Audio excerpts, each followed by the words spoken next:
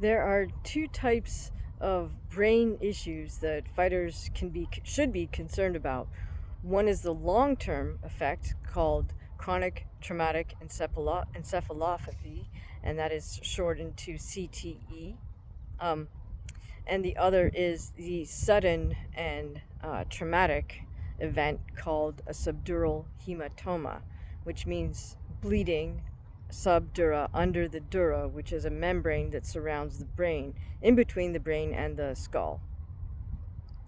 Now, I'll briefly go into CTE. This can look like in later years of the athlete's life, it can look somewhat like dementia to a very extreme extent. And the cause is a buildup of certain proteins in the brain, causing the dysfunction. Now, the key to preventing this because it happens over a long period of time, the key is to not put an athlete back into action when they suffer even a mild concussion. You don't want to stress the brain if a young athlete or even an older athlete suffers a concussion, even if they feel that they can go right back out there and get back into sparring or jump back on the football field or the wrestling mat. Both the athlete and the coach has to be informed enough to recognize the symptoms of a mild concussion and just say, no, you're going to sit out. Second thing is you don't want to stress the brain by doing anything mentally taxing, such as looking at, going out to a nightclub and witnessing those, a lot of lights and whatnot.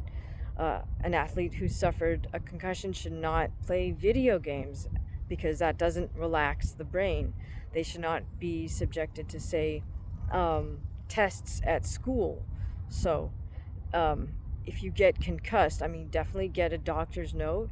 And if you're a student, make sure you communicate that with any of your instructors, just to let them know, you need to let your brain rest, both mentally and physically. That's the key.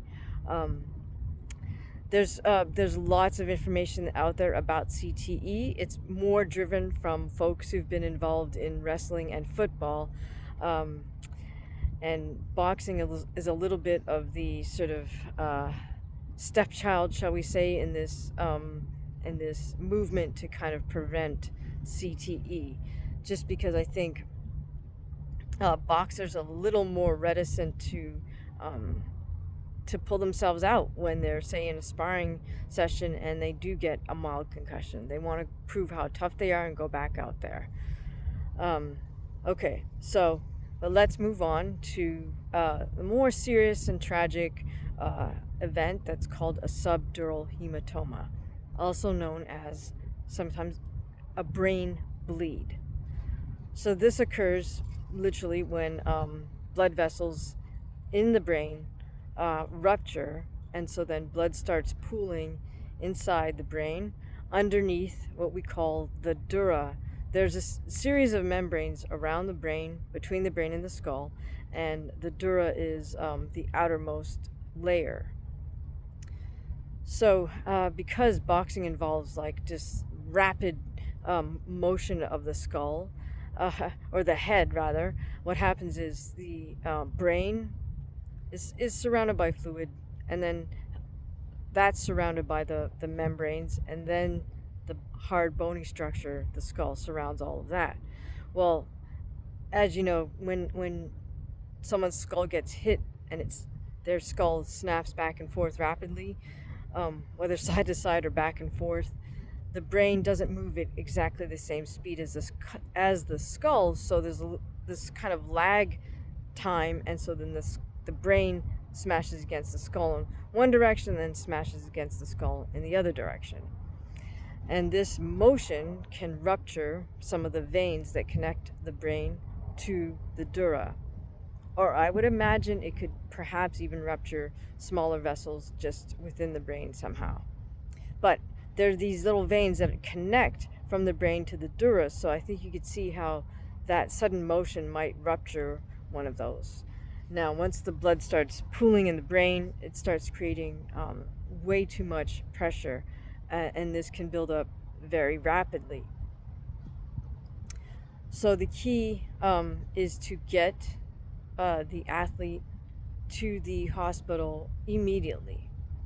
Now, I've had the privilege of being able to be part of the brain study at the Lou Ruvo Center for Brain Research in Las Vegas, Nevada. And so I've been for a baseline test a number of years ago, and then just recently this year, a follow up. So the good news is I'm fine by all testing results. But the great thing is I do have a chance to speak with the doctor who's in charge of this long-term research study. So I asked him, doctor, are there any markers to indicate that a fighter would be more susceptible to a subdural hematoma than, say, another fighter? And then that perhaps that fighter shouldn't fight, right? Because this marker shows up. And he told me, no, there's no marker for a subdural hematoma. And when we spoke about it further, it kind of makes sense, because it's really, how can you predict that the vessel's going to rupture? This, in a way, ties back to physics and has a lot to do with fluid mechanics, right? Like the pressure of the fluid inside the vessel has to do with that, the integrity of the vessel, like how strong or weak is that vessel at any given moment. And there's no way, somebody suggested this, I think they said, well, you could do this brain scan and map all the vessels and you could see. No, you can't. It's hard for me to describe how complex that blood vessel system is within the brain. But if you can imagine a tree going from trunk to the smallest branches, and then also maybe even you could imagine the root system if you're familiar with plants. But it's that complex, maybe even more. Just look at your own hand. You can see on the back of your hand, you could see the veins, right? But then that those veins divide down and divide down and divide down until they get to the little capillaries in your fingertips that you can't even see. But if you prick yourself with a needle, that your fingertip will bleed. Well, the brain is no less complex in terms of the blood vessel structure, I would say. So, in other words, to map that out or scan that and then try to detect weak points in the plumbing, so to speak, I think is not possible. So the doctor at the Lou Ruvo Center for Brain Research said, hey, no, the key is get the fighter to the hospital as quickly as possible. So what does that mean? Well, that means the burden is somewhat upon the promoter, the ringside doctor, and the EMTs who are present. Now, we know that the EMTs are trained for their job because they're doing that all day, every day, right? But here are where my two question marks arise. The ringside doctor is appointed or chosen sometimes by the commissions, and I'm not sure if the promoter has a say in that, but the ringside doctor should be a specialist in this area. I know for a fact that in New York City that sometimes they've appointed OB/GYNs as the ringside doctor, and they would joke, well, hey, if anybody goes into labor, I know exactly what to do. But funny, haha. However, let's try to get a doctor ringside that's actually a specialist in dealing perhaps with traumatic brain injuries. That would be a little more appropriate, in the case of a tragic emergency. The other thing is, of course, if the promoter is involved in this decision to send the fighter to the hospital, they should always err on the side of caution. They might have to override that fighter's camp, meaning the trainer or the manager, oh, no, they're okay. Somebody's got to step up and say, no, we need to get this fighter to the emergency room immediately. Now, subdural hematomas don't always end in tragedy in terms of the fighter passing away or the fighter being severely disabled permanently for the rest of their life. sometimes, a fighter with proper care, um, can resume regular life, so to speak. So, for example, I know Zab Judah said he suffered a brain bleed in his last fight, and spent time in the hospital.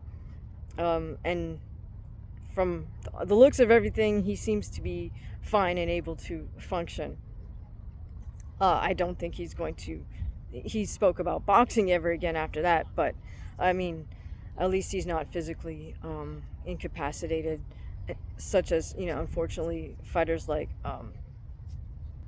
Gerald McLennan or Pritchard Cologne more recently.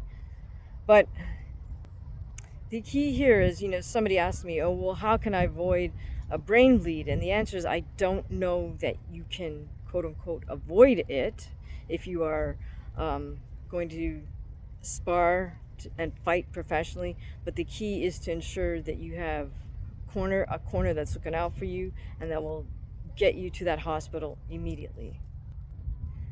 As far as CTE is concerned, I think that is preventable.